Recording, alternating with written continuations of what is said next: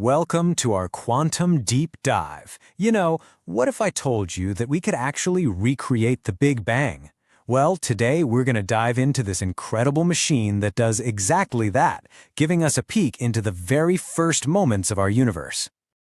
Now, this explainer is based on a really detailed essay by Jörg Schneppet, and it breaks down the science behind one of the most important instruments on the entire planet. All right, so let's just jump right in with a massive, kind of mind-bending question. What did the universe actually look like a single microsecond after it was born? I mean, think about that. It's a question that really gets to the heart of, well, everything. And it's one scientists have been chasing for decades. So, to get to the bottom of that, we're going to take you on a journey. We'll start with a glimpse of creation itself, introduce the time machine built to study it, break down how you actually smash an atom, and then reveal this incredible discovery of a perfect fluid. After that, we'll see how it all stacks up against other big experiments, and of course, what's next on the horizon. Okay, so picture this. In the very beginning, there were no atoms, no protons, no neutrons. For just a few fleeting microseconds right after the Big Bang, the entire universe was this unimaginably hot, incredibly dense soup of fundamental particles. And that state, well, it has a name. It's called a quark-gluon plasma, or QGP for short. And for those first few moments of existence, quarks and gluons, which are the fundamental building blocks of matter, they were just roaming free. But as the universe blew up and cooled down really fast, they got locked together. They basically froze into the protons and neutrons that make up everything you and I see today. So, you see, if we really want to understand the fundamental rules that govern our entire universe, we have to study this primordial state. But how do you study something that just vanished 13.8 billion years ago? You can't just go out and find it. You have to make it. Well, you build a kind of time machine. And it's called the Relativistic Heavy Ion Collider, or RHIC for short, and it's at Brookhaven National Laboratory. Its whole purpose is just magnificent. It's designed to recreate the conditions of the Big Bang, right here on Earth, even if it's just for the tiniest fraction of a second. The idea for RHIC actually started bubbling up back in the 1980s. Physicists knew that if they wanted to melt protons and neutrons back down into that primordial soup, they were going to need insane amounts of energy. After years of planning, the whole project got the green light in 1991, and by the year 2000, it was smashing its very first gold ions, literally opening a brand new window to the dawn of time. So how in the world do you actually recreate the Big Bang? Well, you do it with an absolute masterpiece of engineering. A 3.8-kilometer ring of super-cooled magnets and incredibly sophisticated detectors, all buried deep underground. The whole process is, well, it's kind of like a multi-stage rocket launch, but for atoms. First, you strip all the electrons off gold atoms to create what are called ions. Then these ions get pushed through a whole series of smaller accelerators, and each one boosts their speed more and more before they're finally shot into RHIC's two main rings to get them up to nearly the speed of light. And when these two beams of gold ions finally smash into each other, the energy they release is just immense. For a fleeting instant, we're talking a trillionth of a second, a tiny little fireball is created with a temperature of 4 trillion degrees Celsius. Now, to put that in perspective, that's 250,000 times hotter than the core of our sun. It's literally recreating the exact conditions of the early universe. And what the scientists found inside that tiny fireball? It completely defied all their expectations. The primordial universe was nothing like what we thought it would be. You know, the most shocking discovery was how this plasma behaved. Physicists really expected it to act like a gas, with particles just flying around all chaotically.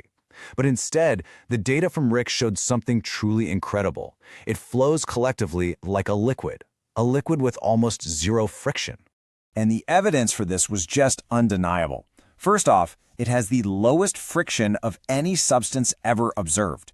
It flows more perfectly than any fluid we know of. Second, when the collisions are just a little off-center, the plasma expands in this coordinated elliptical flow exactly like a drop of liquid would. And third, this plasma is so incredibly dense that it can completely absorb a high-energy jet of particles that tries to pass through it. This is a phenomenon they call jet quenching. So it's not just a liquid, it is quite literally the most perfect liquid in the universe. Okay, so where does RHIC fit in with all the other big physics experiments out there? People often compare it to the more famous Large Hadron Collider over at CERN. So, are they competitors? Actually, no, they're perfect partners.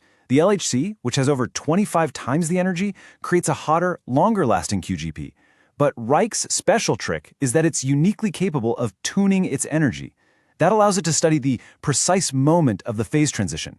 You can think of it like studying water right as it's turning into steam. So RHIC maps the border, while the LHC explores deep into that new territory. Plus, RHIC has this unique capability, a sort of secret weapon. It is the only collider in the world that can smash protons together while keeping their natural spin aligned. Now, this is absolutely crucial for solving a major mystery in physics. Where does a proton spin actually come from? Because the quarks inside it only account for about 30% of it. RHIC is basically designed to find the rest. So what's next for this incredible machine? I mean, after 2 decades of literally rewriting textbooks, its work is far from over. A major evolution is already on the horizon. Right, the next chapter is the Electron Ion Collider, or EIC. This is a major upgrade that's going to repurpose RHIC's hardware to do something completely new, collide a beam of high-energy electrons with a beam of ions. Think of it like a super-powered electron microscope. But instead of looking at, say, a cell, it's going to take the first ever 3D pictures of the inside of a proton.